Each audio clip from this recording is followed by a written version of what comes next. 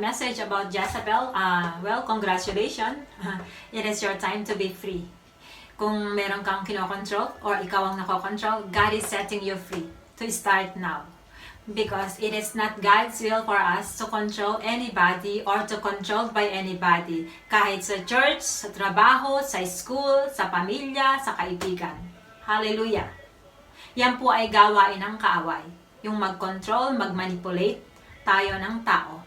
Binigyan lang tayo ng power and authority ni God over spirits, over evil spirit particularly. Yes, Father God, I welcome the Spirit of the Living God right now to manifest. Hallelujah. I bind the hindering, blocking spirit in Jesus' name.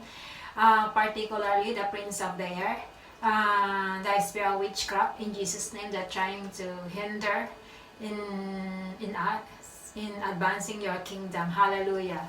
Yes, oh God, I'm not turning down, I'm not turning off my mission, my purpose to advance God's kingdom in Jesus' name, without delay. Hallelujah. And for now, we worship you, we honor you, we glorify you. Spirit of the living God, take control, take charge of this moment. I bind my mind to your mind, oh God. I allow you to speak through my mind, through my mouth and tongue in Jesus' name. I submit myself to you, Holy Spirit. Take control, take charge. Give me the right words. Give me the right perfect words to say to your people. Hallelujah. One purpose is to release them from all the lies, deception, especially in this topic, the manipulating, controlling, Jezebel, witchcraft in Jesus' name. You are all bound in Jesus' name. I release the wisdom of God through the holy blood of Jesus. I covered myself, this place, all the things, the equipment that I'm using right now in Jesus' name, even my social media platform. I dedicate them all to the living God who trusted them all to me in Jesus' name. And again, I bless those who will hear or watch this this preaching in Jesus' name. Hallelujah. Father God, open their spiritual eyes and ears so that I might see, that I may understand your words. Hallelujah.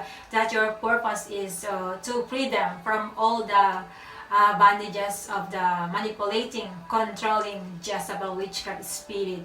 We worship you in spirit and in truth, oh God. I submit myself to you, even my hands and the feet, my eyes, especially again my mind and my tongue. It is all yours. I decrease. I empty out myself so that you can speak to me through my mind, through my hands and the feet, through my eyes, hallelujah, through my tongue in Jesus' name. Put a word in my mouth in Jesus' name, hallelujah, hallelujah, Lord. Let's consume the works of the enemies right now in Jesus' name. I release your holy fire, that all the hindering, blocking spirit that will try in Jesus' name must be consumed in Jesus' name. Hallelujah. All for your glory. Amen. The Jezebel, witchcraft, manipulating, controlling, evil spirit within me.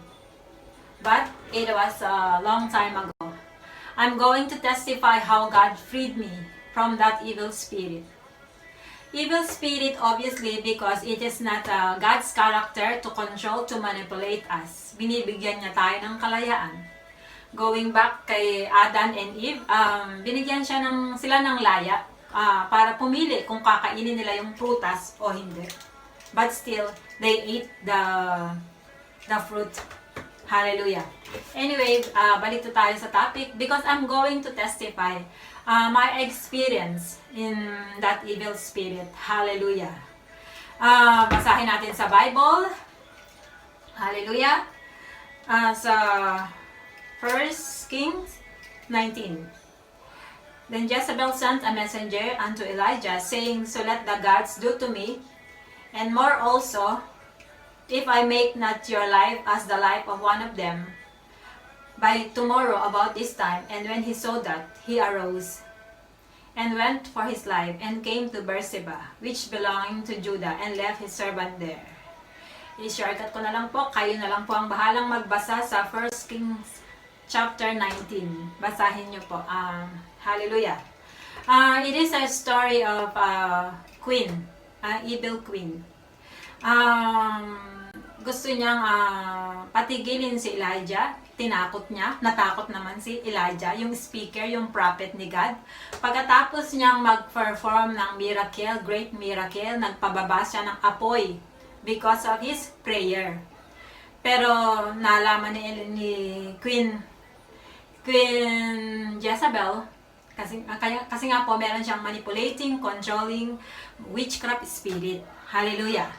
So, ito naman si Elijah, nag-run away. Hallelujah. And because of that, yun nga po, na-depress siya. But he ran to God.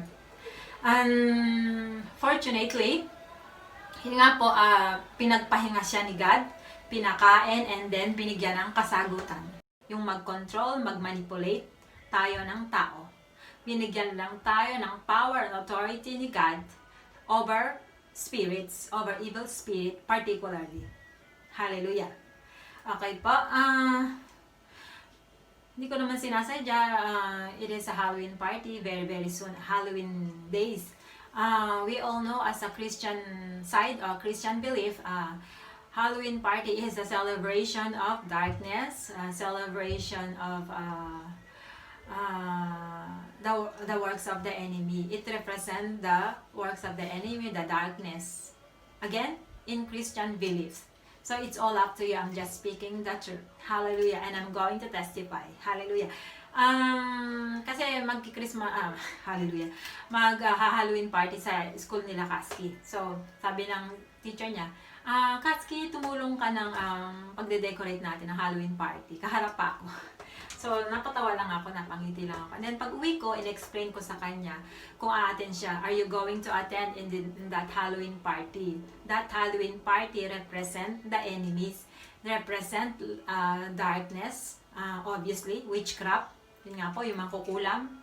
Kasi, obviously, yung witchcraft dito, yung controlling Jezebel spirit is the enemy of our God. Hallelujah. It symbolizes the works of the enemy. Tsaka yung mga dugo-dugo.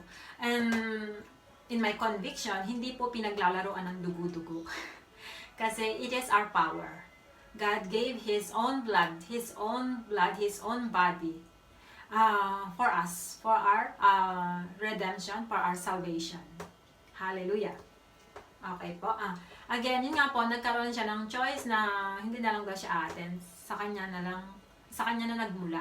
Hindi katulad dati, di ba, pag bata, nagtatantrums, o hindi ka pwedeng umattend, gano'n. Siya ang nag-volunteer na hindi na ako attend. Hallelujah. And then, sinabi sa teacher, hindi ko naman tinuruan ng sasabihin. Ang sabi ko lang, umabsent ka na lang. Sabihin mo, may pupuntahan tayo o may gagawin ka. Ay, sinabi niya raw na, hindi ako pinapa-attend ng nanay ko. Sabi niya gano'n. Tapos sabi, anong dinahilan mo? Ang sabi ko, ayaw mo ng multo-multo. Hallelujah. Glory to God. Natawa lang ako. Anak ko comedy eh. Ayaw niya ng ubake multo. Okay, glory to God.